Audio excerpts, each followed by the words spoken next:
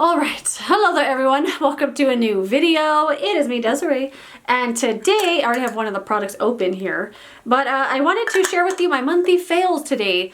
These are things that just this month did not work out for me.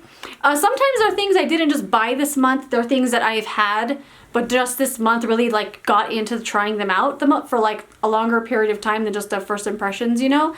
And this is just a little roundup of the things that didn't work. So the first thing is from Soul Body. This is the Face and Body Bronzing Balm. This is what it looks like. And this is sold on colourpop.com. It comes like this with a little lid. And here is your bronzing balm. So this is the shade Light. It's very, very creamy. It blends very nicely on the face. I haven't used this on my body, of course, just on my face and like neckish area. Blends really nice, has a decent wear time. The shade, as you can see here, it's awfully orange, and it's very orange. And I like orange in a bronzer, and I like red tones in a bronzer, but I don't want it to be just orange. And for me, the shade is just really, really wrong, and I don't like the way it looks. So not only is the shade wrong, this stinks. Like, it has a scent to me that is so chemical, so fake, so like, ugh, like just a really gross fake scent. It gives me a headache. It stays around all day long. I don't like owning this. I want to let it go. I'm going to declutter it anyway. But yeah, I just don't like the shade, and I don't like the smell of that. So this, big fail for me. The next thing, where did I put it? This is the Natasha Denona Chromium Liquid Eyeshadow in the shade Scarab. I bought this right when they came out because it just looked so beautiful. The marketing for these things was amazing. The colors were cool. The swatches looked great. And even when you swatch it, it's a liquid eyeshadow. It comes in this tiny doe foot applicator. And yes, this is the full size. I will swatch it for you and you're gonna freak out. Dang, that's so pretty. Oh man, the video is not picking up all the beautiful nuance of this color. It is insanity. It's so pretty, so mirror-like, so metallic, so beautiful looking. In a swatch on my hand anyway. On my eyes, I tried, because I already knew like this is not something that I really enjoy, but this whole month I was like, you know what, I'm gonna make myself love it. I'm gonna figure it out. I'm gonna get to love it and know it, and it's just gonna be my favorite thing. I'm gonna buy them all. I can't get this to work for me. So it's hard enough to use like the applicator here to like go over your eyelid and get a smooth finish, because on my hand, of course, I swatched with the flat side like this, but when you're putting it on your eye, I mean, as far as what I'm doing, I'm not holding it this way and going like this because it's gonna touch my eyelashes, and it just doesn't work like that for me. I do it this way and kind of paint it on a little bit. And it's really hard to get it to look even. So even if I get it like nice here, I look over here and it looks bald, it looks patchy. Depending on the light that's hitting it, it looks nice sometimes and sometimes not. I just don't enjoy using it, and I figured that out this month. It's just not for me. I have two more things, right? Yes. This is a severe disappointment. This is the Dior Backstage Glow Face Palette in the shade Rose Gold. So I have one of these in the shade Universal. I love it. It's one of my favorite things I own in my collection, period. It's the bomb. This is the same thing, but I thought it would be the same thing, but just in a different color. So of course this is the shade Rose Gold, same packaging. Here are the shades here. But this is not the same formula as the one I have in the shade Universal.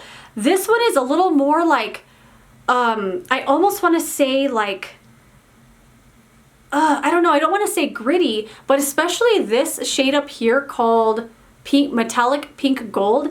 It has like a dry feeling to it, but it also has a bunch of glitter in it. So that's the shade right there, the one I'm talking about. I don't know if you're going to be able to really see it or not, but it has a ton of shimmer in it. Am I back in focus? And it's almost like glittery though. It's not just like a nice sheen like the one in Universal has.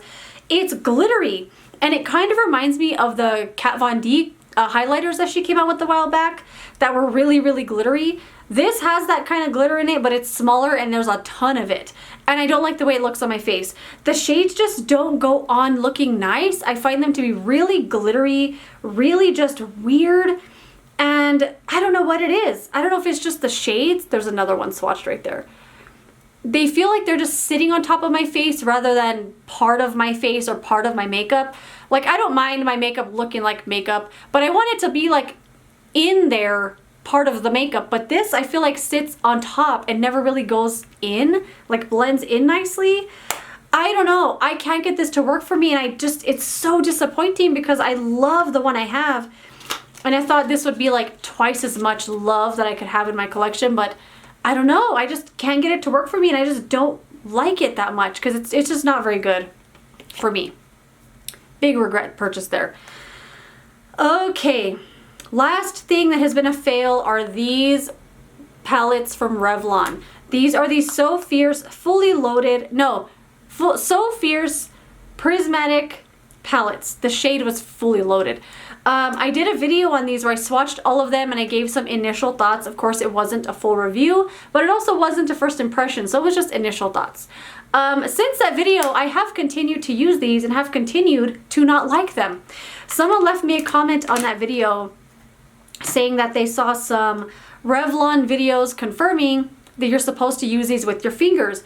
And I use these pretty much exclusively with my fingers because that's the only way I can get them to even apply like to my eye.